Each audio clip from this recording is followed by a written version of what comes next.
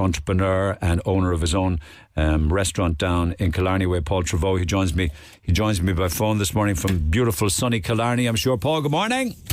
Neil, how are you, sir? I'm good, my friend. Are you connecting the dots between tourism being down 30% year on year to the amount of hotels that are closed and unavailable to the tourist sector?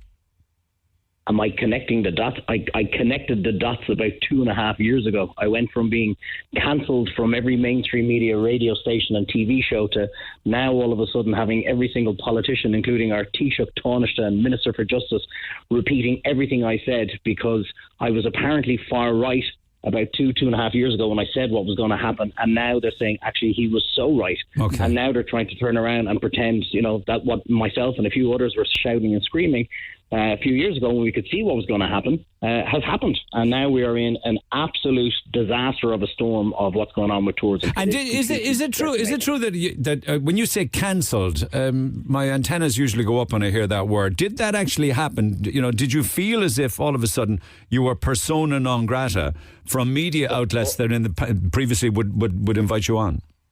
I wasn't even, it wasn't even a feeling. I got phone calls from producers from major TV shows and radio stations saying, we actually can't put you on, Paul. And I was going, but I'm not shouting and screaming. I'm not using bad language. No, it's nothing to do with that. They actually can't argue with you because what you're saying is 100% right and they know it.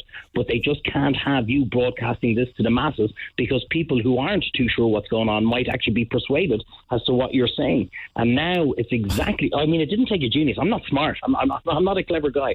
But it didn't take a genius to say, if we remove 40% of the tourism accommodation throughout the country, that it's going to absolutely decimate that sector for two reasons. Obviously, A, we have now replaced 40% of the tourists coming into the country with people who 90% of, by the way, shouldn't be in the country in the first place, as per our Minister for Justice now, that they don't spend in the town and in the local economy. And then the 60% of accommodation providers that are left, it's the basic law of economics that come in of supply and demand, and they turn around and say, well, if the demand is still here, well, then we're just going to double our prices. So now all of a sudden a room that normally costs 150 is costing €300 to €400. So the entire budget of somebody who's coming into a town to spend is gone on their. So when would a family room have been €100? In all fairness, never, not a long. We're not. Don't put words in my mouth. I'm not saying a family room. If a couple were coming out to Killarney, they would have frequently gotten a room for €100 to €150 in many of the 3-4 star hotels around. Okay, the Hotel Killarney now for July, right, is €270 per night. Yeah, that's already about, and I can tell you now, so listen to me very carefully, that's already about €70 to €80 cheaper than last year, and I guarantee you'll get that same room for about 200 if you hold tough, because it's not filling. Okay, so we looked at others then. Clonakilty Park, 300 per night. These are family rooms, 2 adults and 2 children for July. So Clonakilty Park, 300. So that's 4 people. That's 4 people. So already a family room would have been costing more than that again last year. That would have been up around the $450 mark last year. But that's for 4 people. So that puts it a bit more into context. Still expensive, but it's not as bad as what it was. Because I learned a very valuable lesson. In first year of COVID, when I was open and all the pubs were closed, I was going, this is deadly, because the pubs are closed, so nobody can drink anywhere bar with me. So all of a sudden, my business went through the roof for those couple of months that we were actually allowed trade. Thanks very much, Tony Ullman. But then, when we were closed the following summer, I realised what an idiot I was, because I should have been standing across the road with my pubs and my neighbours and getting them reopened. The same has now happened to hotels, because the high street is seriously suffering. People don't want to spend €500 and stay the whole time in their hotel room. They want to get out and they want to experience the town. They want to see the local scenery. They want to use the Jarvies, the knick-knack shops. They want to call into the pubs and have the pints. But if their entire budget is blown on that accommodation, what they are doing, and this is exactly what they're doing, they're having a late breakfast so that they can have an early dinner and skip lunch. They're going out driving around, seeing everything that's around, say the likes of Killarney or Kenmare and Cork and all these places. And then what they're doing is they're getting a simple takeaway back into the room. The hotels are telling me that they're emptying hundreds of pizza boxes and burger boxes out of the hotels because people don't have the money to pay for dinners out. Well, because that just means that Killarney is an overpriced town to eat out in then, doesn't it? Well, To the uneducated it is, but to the educated it's far from overpriced.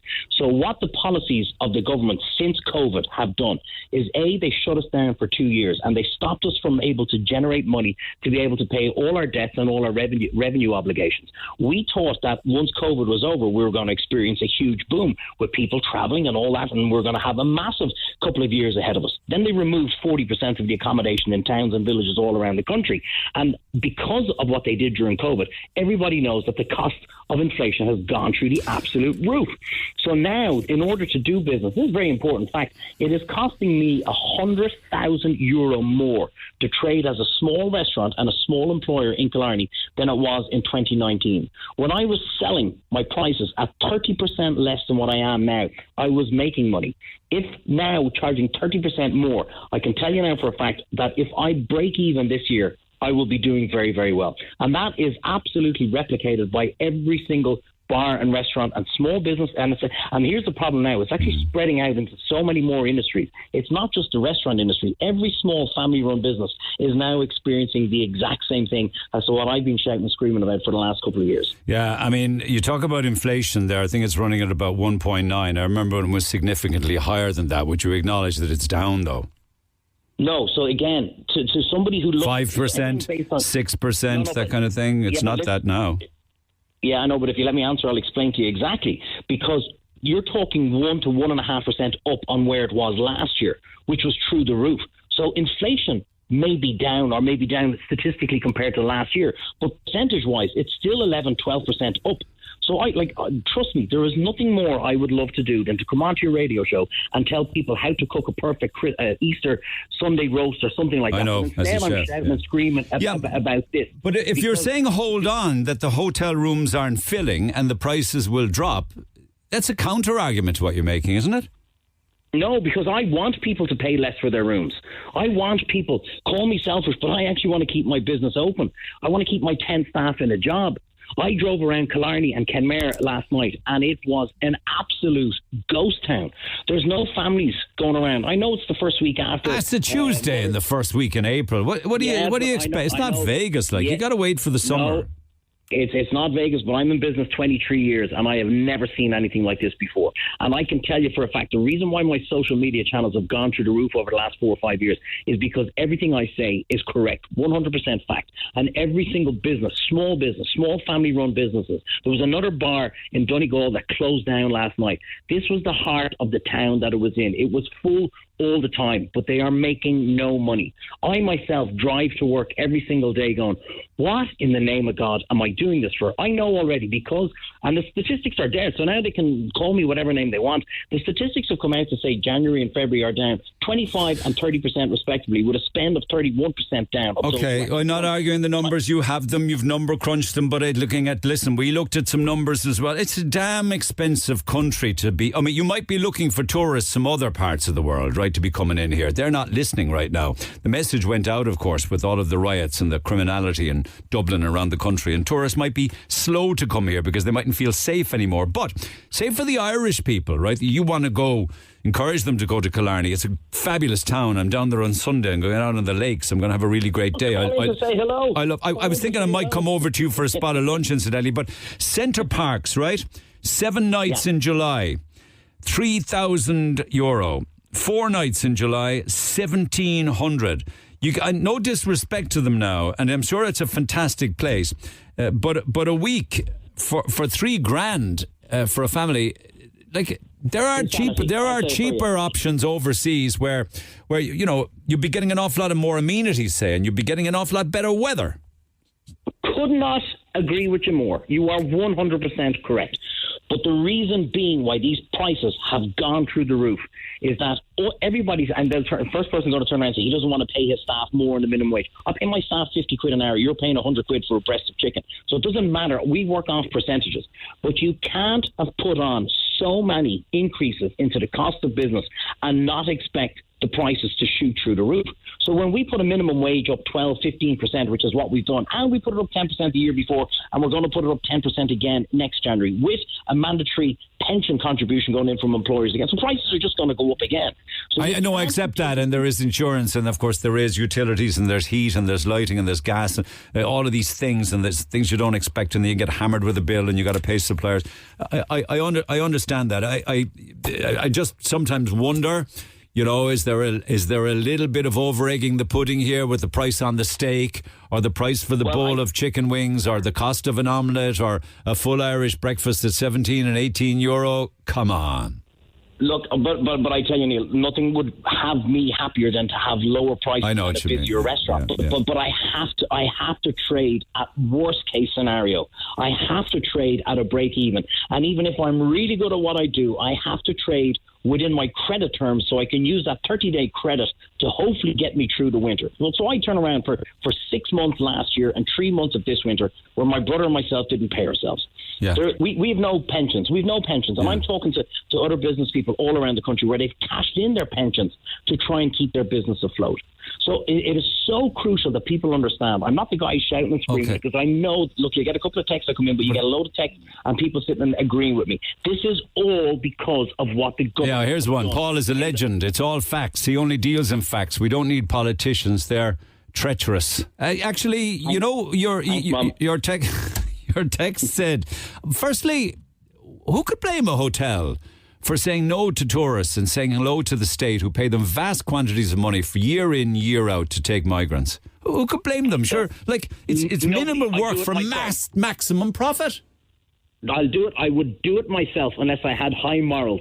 But here's just an example of the negotiating skills of this government. So there's a well-known hotel in Drogheda that was making 1 million profit at the end of the year trading as a hotel. Yeah. Our government turned it over, and I don't need to mention any names, everyone knows what I'm talking about. Our government turned around, and how much did they offer them? They didn't turn around and say, let's offer them 2. No, let's offer them 13. Let's offer them 13 million for a hotel that was trading with a profit of 1 million. And if you did a little bit of research, you see it was a Chinese consortium that bought it 6 months prior to being awarded this. Oh, listen, there were all sorts of entrepreneurial opportunities available and still are to people. Nothing illegal about that. I mean, the Red Barn down here is running at 200,000 a week. Multiply that by 100%. But who could blame them? Who could blame them? I get to that now, but let's just remember what you were talking about before the 10 o'clock news about the Moriarty Tribunal. Yeah. Wait till you hear the tribunal that's going to come out as to who was awarded contracts for the government. But I would do it, because here's what else. Here was my alternative. I have to staff that entire hotel. I have to insure it. I have to pay for my light and heat. I have to worry, will I actually get the staff? I have to worry, am I going to fill my hotel? And Mr. Government picks up the phone to me and says, you have a 100-bedroom hotel that you can fit 200 tourists in. I go, correct. Well, we're the government, so you can actually put 400 migrants in if you wanted to. Yeah. And what's going to happen? Well, we're going to give you 100% occupancy. Imagine being in a rural town where you're only hitting 60, 70% occupancy throughout the year, and you're closed for 2-3 months, and the government offers you a 12-month contract at 100% occupancy. Oh, listen, I either sit and pay my bills and worry, is the hotel going to operate, or I'm in Marbella every Friday. Did the money come into the account? Yes, it did. Thank you very much, Mr. Government. I'll have another pina colada. I know what you're saying. I know it. You can come from Killarney along through Killorglin, through Glenbay, through Carsavine, through Waterville, and all along the Ring of Kerry. You ain't going to get any hotel bedrooms. You're going to have to go really, really far out before you will, because they are gone. They're all taken over. But you're suggesting now, and this is a quote from your text to me before I let you go, do we need another 200,000 illegal immigrants to move in and take up the remaining tourist accommodation? Isn't that being quite alarmist when the opposite is actually happening, that numbers are dropping? Well, is it actually happening? Because, as you said, the Taoiseach sent a letter to Michael Lowry asking him to resign. That sums up how illegal immigration happens in this country. The government are asking the illegal immigrants to leave because nobody has a brain to turn around and stop them at the point of entry and say, sorry, lads, you're not allowed in here. Go home.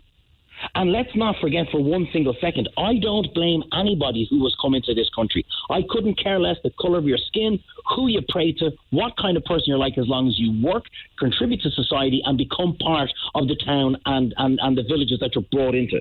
But I'm not going to be sitting here so naive to turn around and say that 90% of who've come in here, which has now been admitted by this government, are coming here as social immigrants coming in to collect money, because the benefits we offer are insane. It's all over social media about the Syrian guy who's getting €500 a week.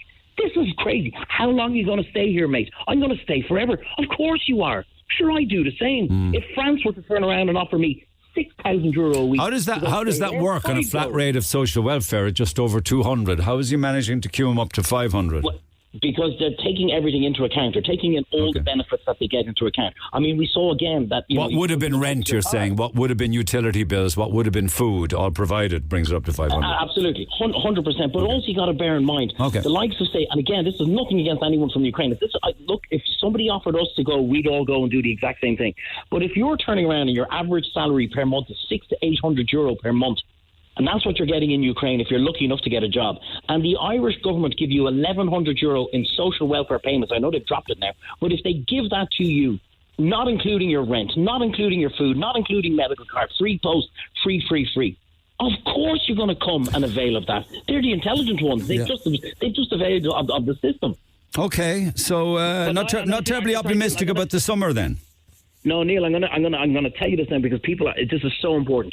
The tourism industry, March figures are going to be pretty much the same. I said in February, if you think January is scary, wait till you see what's coming in February. January's always scary, man. Nothing happens in January. Yeah, I know, but still, could you imagine being 20% down and scary? 25% down. And I said in mid-February, if you think this is bad, wait till you see what's coming in February.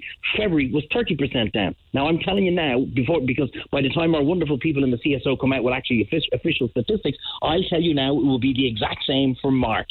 But April is going to be an absolute disaster. Okay. And if you take that, even if we're only down 10%, which will be far more, you can come bring me back on when you say you actually told me this was going to happen. Even if we're only down 10% of a very good month of April, that is an absolute disaster for tourism. Okay.